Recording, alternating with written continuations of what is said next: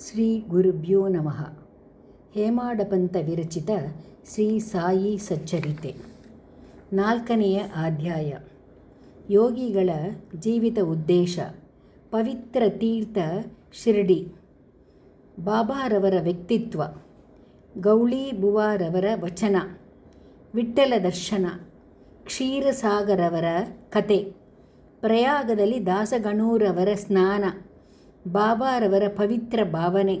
ಅವರು ಶಿರಡಿಯಲ್ಲಿ ಕಾಣಿಸಿಕೊಂಡ ಬಗೆ. 3 ವಾಡಾಗಳು, ಅಂದರೆ ಧರ್ಮಶಾಲೆಗಳು.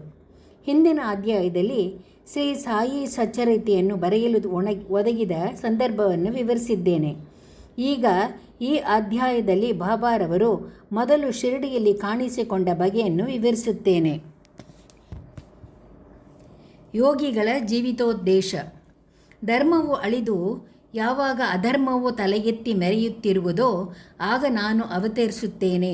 ದುಷ್ಟರನ್ನು ಶಿಕ್ಷಿಸಿ ಶಿಷ್ಟರನ್ನು ರಕ್ಷಿಸಲೋಸುಗವು ಧರ್ಮವನ್ನು ಸ್ಥಾಪಿಸಲು ನಾನು ಯುಗ ಯುಗದಲ್ಲಿಯೂ ಅವತರಿಸುತ್ತೇನೆ ಎಂದು ಭಗವಾನ್ ಶ್ರೀಕೃಷ್ಣನು ಹೇಳಿರುತ್ತಾರೆ. ಭಗವದ್ಗೀತೆ ಅಧ್ಯಾಯ 4, 7, 8. ಪರಮಾತ್ಮನ ಉದ್ದೇಶವಿದು. ಅಂತೆಯೇ ಅವನ ಪ್ರತಿನಿಧಿಗಳಾದ ಸಾಧು ಸನ್ಯಾಸಿಗಳ ಜೀವಿತೋದ್ದೇಶವೂ ಸಹ ಇದೇ ಆಗಿರುತ್ತದೆ. ಅವರು ತಮ್ಮದೇ ಆದ ಒಂದು ರೀತಿಯಿಂದ ಈ ಗುರಿಯನ್ನು ಸಾಧಿಸುತ್ತಾರೆ.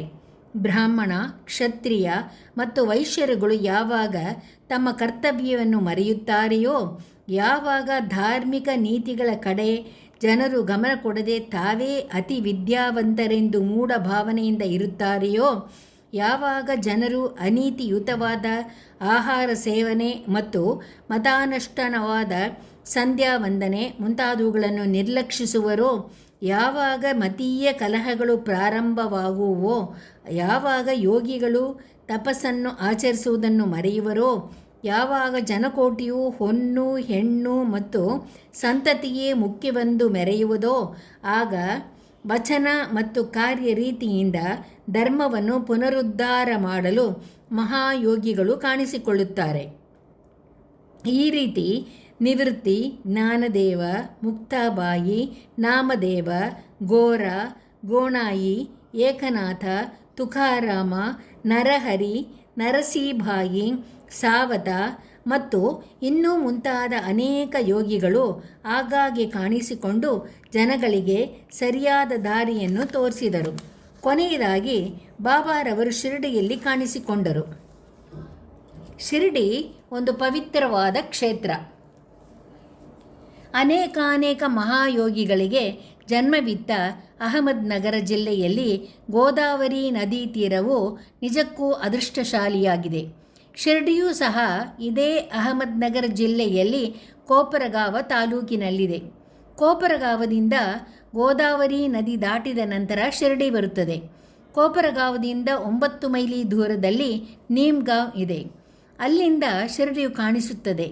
ಕೃಷ್ಣಾ ನದಿ ದಡದಲ್ಲಿರುವ ಪವಿತ್ರ ಯಾತ್ರಾ ಸ್ಥಳಗಳಾದ ಗಾಣಗಾಪುರ, ನರಸಿಂಹವಾಡಿ, ಔದುಂಬರಗಳ ಹಾಗೆ ಶಿರಡಿಯೂ ಸಹ ಪವಿತ್ರ ಕ್ಷೇತ್ರ. ಮಂಗಳವಾಡೆಯಲ್ಲಿ ಶ್ರೀ ದಾಮಾಜಿ, ಸಜ್ಜನಗಡದಲ್ಲಿ ಶ್ರೀ ಸಮರ್ಥ ರಾಮದಾಸ ಮತ್ತು ನರಸು ಬಾಚಿವಾಡಿಯಲ್ಲಿ ಶ್ರೀ ನರಸಿಂಹ ಸರಸ್ವತಿಗಳು ಪ್ರಸಿದ್ಧರಿದ್ದಂತೆ ಶಿರಡಿಯಲ್ಲಿ ಶ್ರೀ ಸಾಯಿಬಾಬಾರವರು ಪ್ರಸಿದ್ಧರಾಗಿದ್ದರು. ಶ್ರೀ ಸಾಯಿಬಾಬಾರವರ ವ್ಯಕ್ತಿತ್ವ. ಶ್ರೀ ಸಾಯಿಬಾಬಾರವರ ಸಂಪರ್ಕದಿಂದ ಶಿರಡಿ ಪ್ರಸಿದ್ಧಿಯನ್ನು ಪಡೆಯಿತು.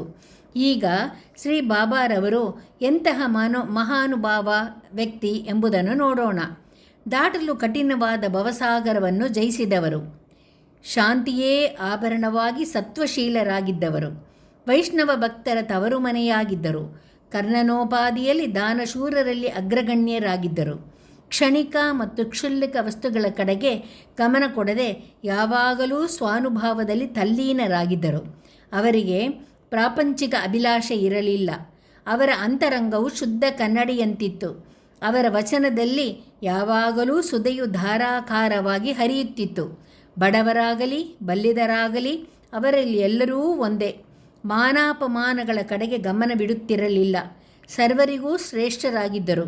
ಸರ್ವರೊಡನೆಯೂ ಕಲೆತು ಅವರೊಂದಿಗೆ ಕೂಡಿ ಹಾಡುಗಳನ್ನು ಹಾಡುತ್ತಾ ಸಂತೋಷದಿಂದ ಇರುತ್ತಿದ್ದರು. ಅಲ್ಲಾನ ಹೆಸರನ್ನು ಯಾವಾಗಲೂ ಉಚ್ಚರಿಸುತ್ತಿದ್ದರು. ಆದರೂ ಸಮಾಧಿಯಿಂದ ಒಂದು ಅಂಗಲವೂ ಕದಲುತ್ತಿರಲಿಲ್ಲ. ಪ್ರಪಂಚವೆಲ್ಲವೂ ನಿದ್ರೆಯಲ್ಲಿದ್ದಾಗ ಎಚ್ಚರವಾಗಿಯೂ ಮತ್ತು ಎಚ್ಚರವಾಗಿದ್ದಾಗ ಅವರು ನಿದ್ರೆ ಮಾಡುತ್ತಲೂ ಇದ್ದರು. ಅವರ ನಿಜವಾದ ವಾಸಸ್ಥಾನದ ಕಡೆ ನುಡಿ ನಡೆ ಇಂತಹವೇ ಎಂದು ನಿರ್ಧರಿಸಲು ಆಗುತ್ತಿರಲಿಲ್ಲ. ಶಿರಡಿಯಲ್ಲಿ ಇದ್ದರೂ ಕೂಡ ಅವರಿಗೆ ಪ್ರಪಂಚದ ಆಗು ಹೋಗುಗಳ ಅರಿವಿತ್ತು. ಅವರ ಅಂತರಂಗವು ಆಳವಾದ ಮಹಾಸಾಗರದೋಪಾದಿಯಲ್ಲಿ ಪ್ರಶಾಂತತೆಯಿಂದ ಇದ್ದಿತು. ಆದರೂ ಅವರು ಶಾಂತಿಯ ಸ್ಥಿತಿಯಿಂದ ಒಂದಂಗಲೂ ಕದಲುತ್ತಿರಲಿಲ್ಲ. ಅವರು ಒಂದೊಂದು ಸಾರಿ ಮಸೀದಿಯ ಗೋಡೆಗೆ ಒರಗಿಕೊಂಡು ನಿಲ್ಲುತ್ತಿದ್ದರು. ಕೆಲವು ವೇಳೆ ಬೆಳಗ್ಗೆ, ಮಧ್ಯಾಹ್ನ ಮತ್ತು ಸಾಯಂಕಾಲ ಲೇಂಡಿಗಾಗಲಿ ಚಾವಡಿಗಾಗಲಿ ಹೋಗುತ್ತಿದ್ದರು. ಆದರೆ ಎಲ್ಲ ವೇಳೆಯಲ್ಲಿಯೂ ಸ್ವಾನುಭವದಲ್ಲಿ ತಲ್ಲೀನರಾಗುತ್ತಿದ್ದರು. ಸಿದ್ಧರಾದರೂ ಸಾಧಕರಂತೆ ವರ್ತಿಸಿದರು. ವಿನಯಶೀಲರು, ಸೌಮ್ಯ ರೂಪಿಯೂ ಮತ್ತು ನಿರಹಂಕಾರಿಯೂ ಆಗಿ ಸರ್ವರನ್ನೂ ಸಂತಸಗೊಳಿಸುತ್ತಿದ್ದರು. ಇಂತಹ ಪವಿತ್ರವಾದ ಶ್ರೀ ಸಾಯಿಬಾಬಾರವರ ಪಾದಧೂಳಿಯಿಂದ ಪವಿತ್ರವಾಗಿ ದೇಶದಲ್ಲಿ ಶಿರಡಿಯು ಪ್ರಸಿದ್ಧಿಯನ್ನು ಪಡೆಯಿತು. ಆಳಂದಿಯನ್ನು ಜ್ಞಾನೇಶ್ವರರು, ಪೈಠಣವನ್ನು ಶ್ರೀ ಏಕನಾಥರು ಉದ್ಧರಿಸಿದ ರೀತಿಯಲ್ಲಿ ಶ್ರೀ ಸಾಯಿನಾಥರು ಶಿರಡಿಯನ್ನು ಉದ್ಧರಿಸಿದರು. ಶಿರಡಿಯು ನಮ್ಮಂತಹ ಭಕ್ತರ ಪಾಲಿಗೆ ಮತ್ತೊಂದು ಪಾಂಡವಪುರ. ದ್ವಾರಕ, ಕಾಶಿ, ರಾಮೇಶ್ವರ, ಬದ್ರಿ, ಕೇದಾರ, ನಾಶಿಕ, ತ್ರಯಂಬಕೇಶ್ವರ, ಉಜ್ಜಯಿನಿ, ಮಹಾಬಲೇಶ್ವರ ಮತ್ತು ಗೋಕರ್ಣ. ಶಿರಡಿಯಲ್ಲಿನ ಬಾಬಾರವರ ದರ್ಶನದಿಂದ ನಾವು ಸಂಸಾರ ಸಾಗರವನ್ನು ಮರೆತು ಸ್ವಾನುಭವ ಪಡೆಯಬಹುದು. ಶ್ರೀ ಸಾಯಿಬಾಬಾರವರ ದರ್ಶನವು ನಮಗೆ ಯೋಗ ಸಾಧನೆಯ ಹಾಗೆ. ಅವರೊಡನೆ ಮಾತಾಡಿದ್ದರಿಂದ ನಮ್ಮ ಪಾಪಗಳೆಲ್ಲವೂ ನಿರ್ಮೂಲವಾದವು. ಅವರ ಪಾದಗಳನ್ನು ತೊಳೆದರೆ ಪ್ರಯಾಗದ ತ್ರಿವೇಣಿ ಸಂಗಮದಲ್ಲಿ ಮಿಂದಂತೆಯೇ. ಅವರ ಪಾದ ಕಮಲಗಳನ್ನು ತೊಳೆದ ಪವಿತ್ರ ತೀರ್ಥ ಸೇವನೆಯಿಂದ ನಮ್ಮ ಆಶೆಗಳೆಲ್ಲವೂ ದೂರವಾಗುವು. ಅವರ ಆಜ್ಞೆಯೇ ವೇದ. ಅವರ ಉದಿಪ್ರಸಾದದಿಂದ ಎಲ್ಲವೂ ಶುದ್ಧಿಯಾಗುತ್ತದೆ. ನಮಗೆ ನಿರಂತರ ಶಾಂತಿ ದೊರಕಿಸುವ ಅವರೇ ನಮ್ಮ ಪಾಲಿಗೆ ಶ್ರೀರಾಮ, ಶ್ರೀಕೃಷ್ಣ. ಅವರೇ ನಮ್ಮ ಪರಬ್ರಹ್ಮ. ಅವರು ದ್ವಂದ್ವಗಳಿಂದ ದೂರವಾಗಿದ್ದರು. ಬಾಬಾ ಎಂದೂ ಹಿಗ್ಗುತ್ತಿರಲಿಲ್ಲ, ಕುಗ್ಗುತ್ತಿರಲಿಲ್ಲ. ಯಾವಾಗಲೂ ಸ್ವತಃ ತಮ್ಮಲ್ಲಿಯೇ ತಲ್ಲೀನರಾಗಿ ಜ್ಞಾನ ಮತ್ತು ಮೋಕ್ಷವನ್ನು ನೀಡುತ್ತಿದ್ದರು. ಶಿರಡಿ ಕೇಂದ್ರ ಸ್ಥಾನವಾದರೂ ಸಹ ಅವರ ಕೆಲಸಗಳು ಎಲ್ಲೆಡೆಗೂ ಹರಡಿದ್ದವು. ಸಾಯಿಬಾಬಾರವರ ಹೆಸರು ದೂರ ದೇಶಗಳಿಗೂ ವ್ಯಾಪಿಸಿ ಪ್ರಪಂಚದ ನಾನಾ ಕಡೆಗಳಿಂದ ಭಕ್ತರು ಬಂದು ದರ್ಶನ ಮಾಡಿಕೊಂಡು ಹಿಂತಿರುಗುತ್ತಿದ್ದರು. ಅವರ ಭಕ್ತರ ಮನವು ನಿಷ್ಕಲ್ಮಶವಾಗಿ ಅಥವಾ ಕಲ್ಮಶವಾಗಿ ಇದ್ದಲ್ಲಿ ಅವರ ದರ್ಶನ ಮಾತ್ರದಿಂದ ಎಲ್ಲವೂ ಸರಿ ಹೋಗುತ್ತಿತ್ತು. ಪಂಢರಪುರದ ವಿಠ್ಠಲ ರುಕ್ಮಾಯಿ ದರ್ಶನದಿಂದ ಉಂಟಾಗುತ್ತಿದ್ದ ಆನಂದದಷ್ಟೇ ಆನಂದ ಇವರ ದರ್ಶನದಿಂದ ದೊರೆಯುತ್ತಿತ್ತು. ಇದು ಉತ್ಪ್ರೇಕ್ಷೆಯಲ್ಲ, ಅವರ ಭಕ್ತರೊಬ್ಬರ ಅನುಭವ. ಗೌಳಿ ಬುಬಾರವರ ನುಡಿ. 65 ವರ್ಷಗಳ ಹಿಂದೆ ಪಂಡರಿಯ ವಾರಕರಿ ಗೌಳಿ ಬುವಾ ಬಾಬಾ ಅವರ ಭಕ್ತರಾಗಿದ್ದರು. ಅವರು ಪಂಢರಪುರದಲ್ಲಿ 3 ತಿಂಗಳು, ಗಂಗಾ ನದಿ ದಡದಲ್ಲಿ 4 ತಿಂಗಳು, ಅಂದರೆ ಆಷಾಢದಿಂದ ಕೃತಿಗೆ ತನಕ ಇರುತ್ತಿದ್ದರು. ಅವರಿಗೆ ಒಬ್ಬ ಶಿಷ್ಯನು ಸಾಮಾನು ಸರಂಜಾಮುಗಳನ್ನು ಸಾಗಿಸಲು ಗರ್ದಭವೂ ಇತ್ತು. ಪ್ರತಿ ವರ್ಷವೂ ಅವರು ಪಂಢರಪುರಕ್ಕೆ ಹೋಗಿ ಸಾಯಿಬಾಬಾರವರನ್ನು ಕಾಣಲು ಶಿರಡಿಗೆ ಬರುತ್ತಿದ್ದರು. ಅವರು ಬಾಬಾರವರನ್ನು ದೃಷ್ಟಿಸಿ ನೋಡಿ, ಇವರು ದಯಾಳುವಾದ ಈ ಪಂಢರಿನಾಥ ವಿಠ್ಠಲನ ಅವತಾರ ಎಂದು ಹೇಳುತ್ತಿದ್ದರು. ಈ ಗೌಳಿಬುವಾ ವಿಠ್ಠಲ ಸ್ವಾಮಿಯ ಭಕ್ತರಾಗಿ ಅನೇಕ ಸಾರಿ ಪಂಢರಪುರಕ್ಕೆ ಹೋಗಿದ್ದರು ಮತ್ತು ಸಾಯಿಬಾಬಾರವರೇ ನಿಜವಾದ ಪಂಢರಿನಾಥ ಎಂದು ಮನಗಂಡಿದ್ದರು. ವಿಠ್ಠಲನ ದರ್ಶನ. ಶ್ರೀ ಬಾಬಾರವರಿಗೆ ದೇವರ ನಾಮಗಳನ್ನು ಸ್ಮರಿಸುವುದು ಮತ್ತು ಹಾಡುವುದೆಂದರೆ ಬಹಳ ಪ್ರೀತಿ. ಅವರು ಯಾವಾಗಲೂ ಅಲ್ಲಾ ಮಾಲಿಕ್ ಎಂದು ಅನ್ನುತ್ತಿದ್ದರು.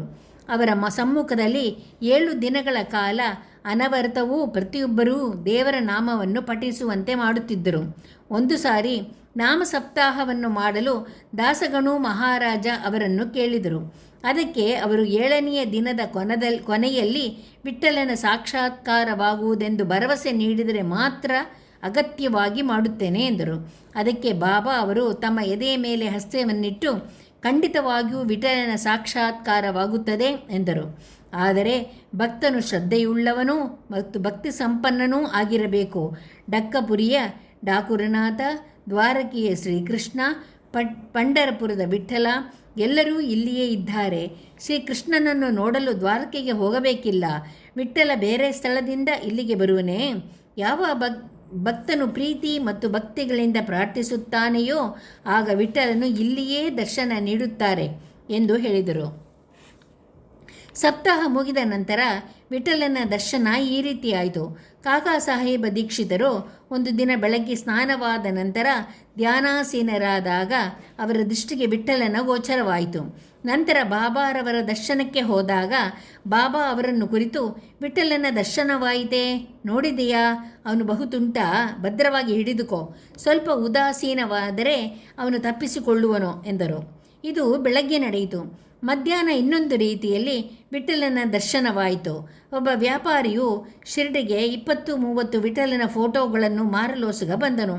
ಫೋಟೋದಲ್ಲಿನ ವಿಠ್ಠಲನು ಸಹ ಕಾಕಾ ಸಾಹೇಬರು ಧ್ಯಾನಾಸೀನರಾಗಿದ್ದಾಗ ಕಂಡ ವಿಠ್ಠಲನಂತೆಯೇ ಇದ್ದುದನ್ನು ಕಂಡು ವಿಸ್ಮಯವಾಗಿ ಬಾಬಾರವರ ಮಾತುಗಳನ್ನು ಸ್ಮರಿಸಿಕೊಂಡರು. ಪೂಜೆಗೋಸ್ಕರ ವಿಠ್ಠಲನ ಫೋಟೋವೊಂದನ್ನು ಕೊಂಡು ತಂದು ಪೂಜಾ ಸ್ಥಾನದಲ್ಲಿ ಪ್ರತಿಷ್ಠಾಪಿಸಿದರು. ಭಗವಂತರಾವ ಕ್ಷೀರಸಾಗರವರ ಕತೆ. ವಿಠ್ಠಲ ಪೂಜೆ ಎಂದರೆ ಬಾಬಾ ಅವರಿಗೆಷ್ಟು ಪ್ರಿಯವಾಗಿತ್ತು ಎಂಬುದನ್ನು ಶ್ರೀ ಭಗವಂತರಾವ ಕ್ಷೀರಸಾಗರರವರ ಕಥೆಯಿಂದ ವೇದ್ಯವಾಗುತ್ತದೆ. ವಿಠ್ಠಲನ ಭಕ್ತರಾದ ಭಗವಂತರಾವರವರ ತಂದೆ ಪ್ರತಿ ವರ್ಷವೂ ಪಂಢರಪುರಕ್ಕೆ ಹೋಗುತ್ತಿದ್ದರು. ಮನೆಯಲ್ಲಿಯೂ ವಿಠ್ಠಲನ ಪ್ರತಿಮೆಯನ್ನು ಇಟ್ಟುಕೊಂಡು ಪ್ರತಿದಿನವೂ ಪೂಜಿಸುತ್ತಿದ್ದರು. ಅವರ ಮರಣದ ನಂತರ ಅವರ ಪುತ್ರನು ಪೂಜೆ ಪುನಸ್ಕಾರ ಮತ್ತು ವರ್ಷಕ್ಕೊಮ್ಮೆ ಯಾತ್ರೆ ಮಾಡುವುದು ಎಲ್ಲವನ್ನೂ ಬಿಟ್ಟುಬಿಟ್ಟನು. ಭಗವಂತರಾವ ಒಮ್ಮೆ ಶಿರ್ಡಿಗೆ ಬಂದಾಗ ಬಾಬಾರವರು ಅವನನ್ನು ನೋಡಿ ಅವನ ತಂದೆಯನ್ನು ಜ್ಞಾಪಿಸಿಕೊಂಡು, ಕೂಡಲೇ ಇವನ ತಂದೆ ನನ್ನ ಸ್ನೇಹಿತನಾಗಿದ್ದರು, ಆದುದರಿಂದಲೇ ಮಗನನ್ನು ಸಹ ಇಲ್ಲಿಗೆ ಎಳೆದುಕೊಂಡು ಬಂದಿರುತ್ತೇನೆ. ಇವನು ದೇವರಿಗೆ ನೈವೇದ್ಯಕ್ಕೆ ಇಡದೆ ವಿಠ್ಠಲನನ್ನು ಮತ್ತು ನನ್ನನ್ನು ಹಸಿವಿನಿಂದ ಬಳಲಿಸಿದ್ದಾನೆ. ಆದುದರಿಂದಲೇ ನಾನಿಲ್ಲಿಗೆ ಅವನನ್ನು ಕರೆತಂದಿರುವುದು.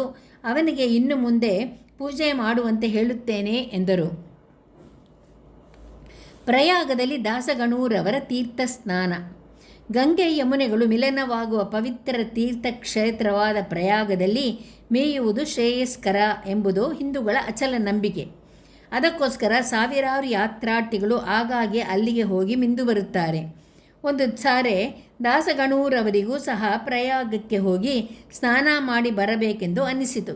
ಆದುದರಿಂದ ಅವರು ಬಾಬಾರವನ ಅಪ್ಪಣೆ ಬೇಡಿದರು. ಅದಕ್ಕೆ ಬಾಬಾರವರು, ಅಷ್ಟು ದೂರ ಹೋಗಬೇಕಾದ ಅವಶ್ಯಕತೆ ಏನೂ ಇಲ್ಲ, ನಮ್ಮ ಪ್ರಯಾಗ ಇಲ್ಲಿಯೇ ಇದೆ, ನನ್ನನ್ನು ನಂಬು ಎಂದರು. ಇದನ್ನು ಕೇಳಿ ದಾಸಗಣೂರವರು ಬಾಬಾರವರಿಗೆ ಸಾಷ್ಟಾಂಗ ನಮಸ್ಕಾರ ಮಾಡಿದರು. ಆಗ ಅವರಿಗೆ ಕಂಡಿದ್ದುದೇನು? ಬಾಬಾ ಅವರ ಪಾದಗಳಿಂದ ಗಂಗೆ ಹರಿಯುತ್ತಿದ್ದಳು.